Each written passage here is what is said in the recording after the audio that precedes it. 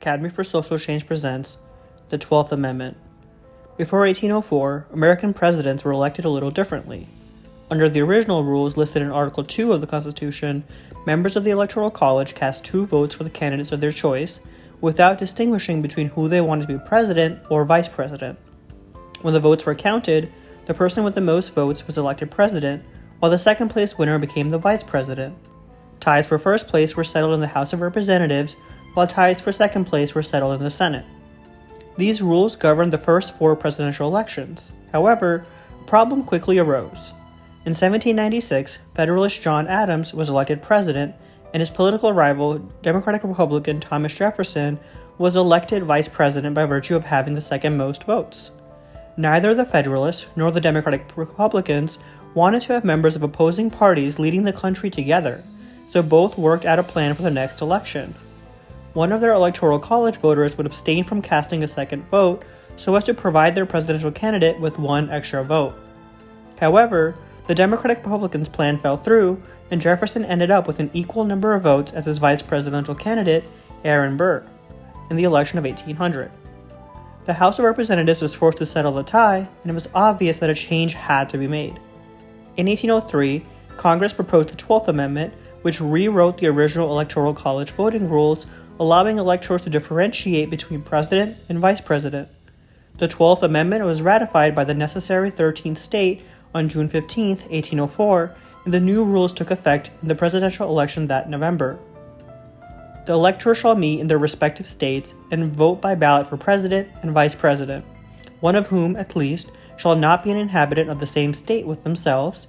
They shall name in their ballots the person voted for as president, and in distinct ballots the person voted for as vice president, and they shall make distinct lists of all persons voted for as president and all persons voted for as vice president, and their number of votes for each, which list they shall sign and certify, and transmit sealed to the seat of government of the United States, directed to the President of the Senate.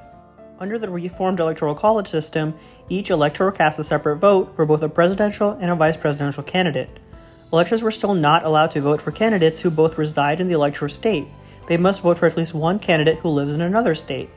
Just like in the original system, the House of Representatives were still responsible for settling any ties for presidential candidates, specifically by selecting a president from the 3 candidates who received the greatest number of electoral votes. The Senate was still responsible for settling ties for vice presidential candidates by selecting from the top 2 candidates receiving electoral votes.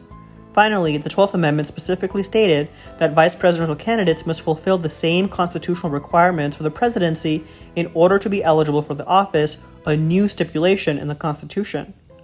The Supreme Court cases that address the 12th Amendment have often focused on the state processes for selecting electors. Article 2 of the Constitution allows states to decide how they wish to appoint electors, and the 12th Amendment itself only details the voting procedures for electors once they have been selected. Thus, the courts has repeatedly ruled that states have broad discretion in determining who can be an elector and how they must vote. For example, the court ruled in 1952 case Ray v. Blair that states may reject potential electors who refuse to support the nominees of their political party. Similarly, the court ruled in the 2020 case Schiaffolo v. Washington that states have the right to punish or replace electors who refuse to cast their electoral vote for the candidate chosen by the state's voters. Since the 12th Amendment does not establish procedures for selecting electors, the matter is left up to the states as Article 2 of the Constitution intended. Though the 12th Amendment is fairly straightforward in updating the Electoral College process, it has not been without controversy. At the time of its passage, a few senators worried that establishing a separate ballot for the vice president would mean that vice presidential candidates would no longer be selected based on their merit, but based on advantages they could offer that might make their presidential candidate more electable.